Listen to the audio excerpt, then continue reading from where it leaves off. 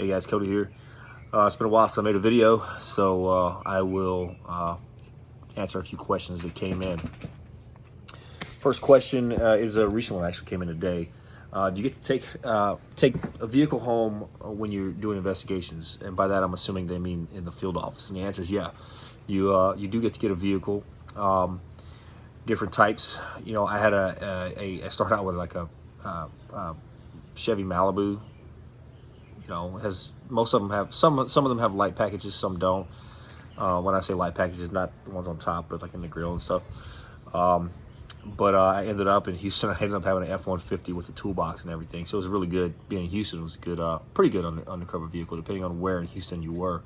But those trucks are seen, you know, all the time, and people don't expect it that cops will be in them. So yeah, you get to take home your vehicle. You know, it's really a take home and straight to work or to surveillance or an op or something like that if you were to run those. But you know, you're not supposed to be stopping like the grocery store or anything like that. But yeah, you get to take them home, and they're all pretty good vehicles. I mean, depends. Actually, I had a buddy that was in WIFO, Washington Field Office, and I think he had like a van with curtains, and kind of teased him a little bit because it's the friggin' a per van or something like that. But you know, I guess a van with curtains has this place if you're doing surveillance. Can be pretty comfortable. So that's that. If you want me to expand on that, I mean, there's not much to it. You get to take your vehicles home. Discuss qualifying with your weapon at overseas posts. I was asked this question a while back, and I just hadn't got around to it. But you know, qualifying overseas posts, it just depends where you are. You're supposed to qualify, well, in the States, quarterly. Overseas, I believe it's every year. I'm pretty sure it's every year. And if you can't, this is a good thing. If you can't shoot in the country you're in, for example, I was in Vietnam, and I couldn't shoot. We weren't allowed to shoot there. Technically weren't allowed to have guns there, but you know, things happen. And I didn't carry on a daily basis in Vietnam. I had my stash where I needed to stash it, and I handled, you know, everything within a consulate, you know, how we needed to. But you do get, if you can't shoot in country, you get to go to another post and shoot. So I went to Thailand. I got a free trip, government's dime, to Thailand. Stayed in a nice hotel. Usually it's just a day. You'll get there the night before, you'll shoot, and then you'll stay the night, and then you'll come home.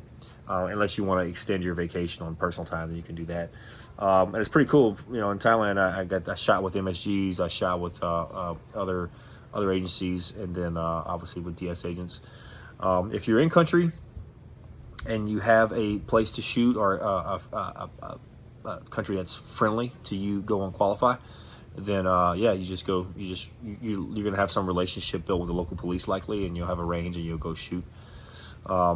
You know, if you're in a high threat country, in Iraq, yeah, we qualled. I think we only qualled once, but we were. It depends who you are. But in Iraq back then, you could go shoot as much as you wanted. You know, you can just, hey, I want to go to the range. You're gonna have an RSO that runs the range. Generally, he or she manages the range, and you have a bunch of dudes. We call them red shirts, the triple canopy guys, that run the day-to-day ops of the range. You just tell that guy, hey, I want to go shoot, and you go shoot. It's pretty easy. If you want to take your team do some training, you can do that as well. So it's pretty good. Can't comment on Afghanistan. I suspect it's the same thing. It's very similar setup. But you know, in Pakistan, I don't know either. But at least in Baghdad, you could get your quals, or in Iraq, you could get your quals in. Same thing at Erbil. There was a really nice range being built in Erbil. It was built by us, funded by us, as in the U.S. But for Zermani and the Kurdish forces, and put a lot of money into it. It wasn't built. It wasn't complete by the time I left, but we got to be involved in that, and that's another kind of cool aspect of DS. You're involved in so much with DS. It's pretty fun. And the last one, do you do any undercover work? I mean, not really. There's a little bit of stuff. Like, it's not like DEA undercover where it's a long time undercover, or even local cops. You know, in my case, if you read the book Operation Rex Safari, I put on a jersey one time and put a backwards hat and like walked out of a neighborhood to get eyes on the house. I went into a location that the guy owned, and it was a used car location. Kind of asked some questions and stuff like that, just to look in case we had to hit that, which we didn't. We ended up hitting his house, but I just kind of got some intel on that. That's not really undercover work, but I mean, kind of. The other one I did, I thought was kind of cool, was CFI came out. So CFI is Criminal Fraud Investigations, and I'm going to go long on this because it's kind of like a story. It's one of the stories I wanted to put in the book, but I didn't really have, I didn't really know the resolution, and I didn't have enough details, so that's why I left it out. But basically, CFIs, which is Criminal Fraud Investigations, they are a headquarters unit that really deep dives into serious investigations, multi-million-dollar investigations. And again, if you read the book, you'll know the multi-million-dollar fraud case. The guy Derek, discovered what was going on, and because we knew it would be a multi-million-dollar case and a big case that needed more resources, CFI kind of took the lead from afar, and with Derek on the ground, investigating. Fortunately, Derek was a former CFI guy. And this story, what I'm about to tell you in Houston, was actually run by Derek. So I was in Houston. I was one of the senior agents. And when I say that, senior agent in the field office, it literally means, you might have been there a year and a half, because field office agents rotate every 2 years. So you might have some supervisors that are 3s and 2s, FS3s and FS2s. Obviously, they're more senior, but as in like rotating agents that come in through BSAC, if you've been there a year and a half, you're going to kind of be more senior to the fresh BSAC students that come out, and or agents that come out. And so maybe I'd been there a year and a half, and Derek and another girl came out. They're part of CFI, and they were following this Indian dude. This guy was from obviously from India, from the state of Goa, which is a Catholic region in the area, and he's very, very wealthy and very well connected. He ended up, he was suspected of murdering his wife. His wife was a model, a beautiful lady, found dead, and she had drank some, like under the sink shit. She poisoned herself, allegedly. Of course, the investigation, because he's well connected and he has money, he's in India, he got away with it, but I guess it didn't sit well with a lot of people, and my understanding is that he likely murdered her. Now, DS wasn't investigating him for that. DS was investigating him on some business transactions related to visa fraud. The details I don't know. If I would, I'd tell you. It's not classified. But he was coming to Houston to conduct some more deals in Houston. So we got notifications from Derek, who actually flew down. I met him that day, and I ended up dressing like I was dressing, getting a suitcase and everything, acting like I was a tourist. Audrey from the book, if you remember the first chapter, she's a very small piece. She was my wife, or girlfriend at the time, and we posed as travelers, and we ended up like hanging in the airport. And then when we see this dude come out, they want us really close to him, so we get like 2 people behind him in case he was making any phone calls and saying anything that we could use. So we followed him through the airport. We hung out behind him in customs. Like, we had obviously we coordinated. We worked with CBP. We worked with HSI. CBP had a guy prepped, kind of watching the line to see where we went through at. We had guys on the team that were posted out in cars, waiting to see where he'd go, and like strategically placed around the airport. And then we walked out. We went through customs. We got cleared through customs because the supervisor said, "Hey, let him go." We went. We followed him out. Got his bag. Ended up getting in a car, and then we commenced our surveillance on him. And we followed him around Houston. It was probably midday, like late afternoon. We followed him around Houston. You'll learn, if you're not law enforcement, you'll learn techniques like the eyeball and the rabbit techniques, and then following, with cars blocking you, and then you switch out and you do some shit. I'm kind of forgetting terminology, but I know how to do it still. But we did a little bit of that, and followed him around. And to be quite honest, I was a senior guy, so I was kind of the lead besides the CFI agent, and we lost him. At some point, we lost him, and I wasn't tailing him when we lost him. I had moved off. Someone else had picked him up, and we lost him. That said, I was in charge, so it's on me. So we ended up picking him back up. We found him, and he was posted up somewhere. We had surveillance. I came back to the office. I forget for what reason, and my boss called me in. The same boss in the book that, not John, but I forget what I called him in the book. But he was my second boss during the arrest of Demetrius, if you read the book.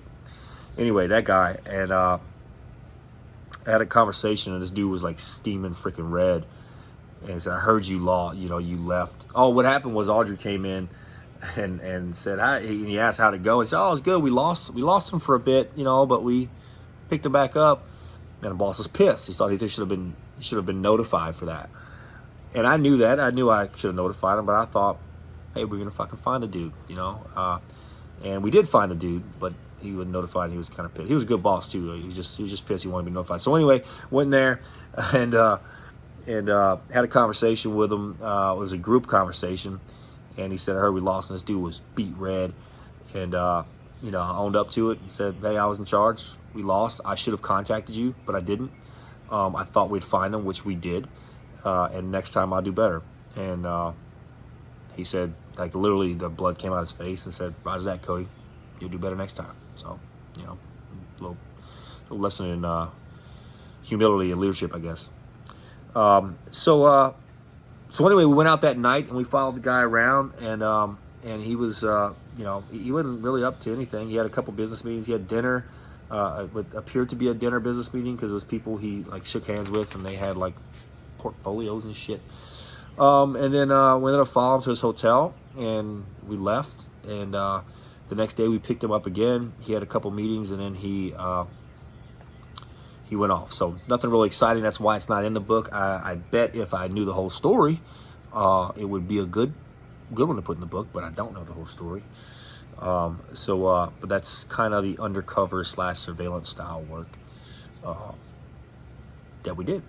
So get to do a little bit. One more was a quick one. Is I wasn't undercover, but Dirk, the guy in the book, you may have mentioned, he worked for the DBFTF, so Document Benefit Fraud Task Force. This is run by HSI, and he had the UC. He had undercover a guy, just a guy that said, "Yeah, I work with you guys," and he actually used the button camera, and had some interviews, and we ended up popping out, like rolling up on this dude in the middle of it. We were watching him live. Well, Kirk was watching him live. I was in a different vehicle, and we rolled up in him like a Walmart parking lot. We all jumped out and snatched the dude. So again, not all DS agents, not all DS offices allow this. We were aggressive in Houston. Houston has great cases for DS standards because it's passport fraud. But depending on where you go, if you go to Washington field office, I've mentioned this before, you're not going to get many good cases. You go to Miami, I bet you will. New York, you're probably going to have some good ones. I hear you do. Houston, you have some pretty decent ones. And it's all about leadership. If leadership supports you, go out and get them. So anyway, that's it. What do I have to say? Book's still out. Book's doing well. I'm really happy with it. If you've read the book and haven't left a review, I'd be eternally grateful if you did. Self-published. I